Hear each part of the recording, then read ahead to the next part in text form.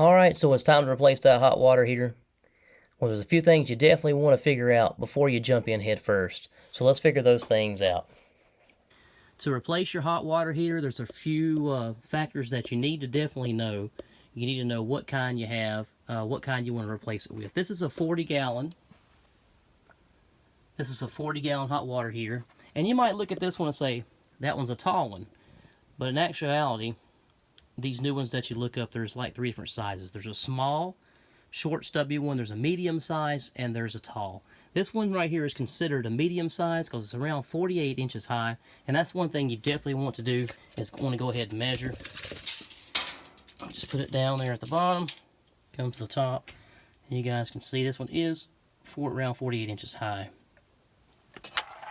And the width of this one is around 20, and you can use that as a guide for picking out your new one. If you don't know too much about plumbing and electrical, the thing I would do is look at the one that's in there now. Look at your hot water heater and take note where everything is. Look at your inlet valve where your incoming water comes in, and your outlet valve where your water goes out. Is it on top? Or are they on the sides? Is your pressure valve on the side, or is it on top? Is your electrical coming in on the top or the side? All your wires and hoses and everything that are previously run to your old hot water heater will still work if you get the exact same size. Should work if you get the exact same size that you're taking out. So that's what I determined when I was doing mine. I wanted to get close enough to the exact same size, so that's what I did. And this is how I determined that. I measured the height and the width of mine, and I have a 40-gallon tank. So after I measured, I just looked and seen.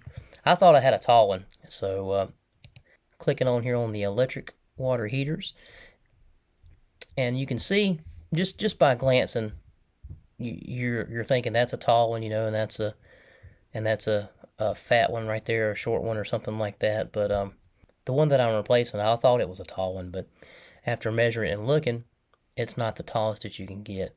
And looking for a 40-gallon, so let's look right here. This is a 40-gallon short, and it says short. So let's look at that one real quick, and let's check out the measurements. Okay, let's go down here until we can see. Going down. Here we go, guys. It says short, but it says 49.75 inches. 49 3/4 inches. And 20.5 inches in diameter, so it's 20 inches wide. Just by looking at that picture, it looks short. It looks like a stubby one, right? If we go back to the main page here, you can see that looks like a stubby. So just definitely measure and look at the pictures here. There we go. We can see the pressure valve, and we can see the inlet valve right here on top, and the out where the water goes out. And you can see that's on top, and the electrical is right here on top as well. And this is exactly like my old one. This is what made me determine to get this particular one, or one like this.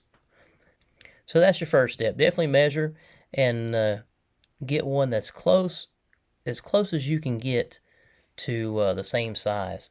And the wife said that she wanted more water, so I looked at the 50-gallon, and we went down here to the measurements, and it was actually a little bit shorter by almost a half an inch. If you can look right here, it says 49.25 inches. And the one that I'm replacing is around, I think it was 48 or 49 inches. And this one's actually a little bit wider because it is a 50-gallon. So it would still fit in that same space. And this one has the same setup. It has your inlet valve right here on the top, your outlet valve. I'm not a professional, so forgive me for using the wrong terminology here. I'm just calling it as I kind of see it, guys. Call it the inlet valve and outlet valve, and your electrical is right here on top. Well, that's all you really need to do before you buy your new one. Just make sure everything's in the right spot, and it's the right height and width that you need for your space, and everything's in the right spots with your inlet valves, your outlet valves, your pressure valves, and everything's going to fit like it's supposed to. And your old plumbing should go right back on top, and your old electrical, not your old, but your electrical that you have ran to your old one should run to the same spot. Well, that's going to do it for part 1, guys, figuring out which hot water heater you actually need before you replace it. So I'm going to do this in a couple parts. Stick around. The next part is going to be unhooking everything from the old one and draining the old one before putting the new one in. And we'll see you in part 2. Well, if you like these kind of videos, make sure you leave a thumbs up, guys. Leave a comment down below. Click that subscribe button if you haven't already. I really do appreciate it. And we'll see you in part 2. And with that being said, thanks for tuning in. Thanks for watching. Stay tuned for the next one. And as always, plan, prepare, and practice. Handy out.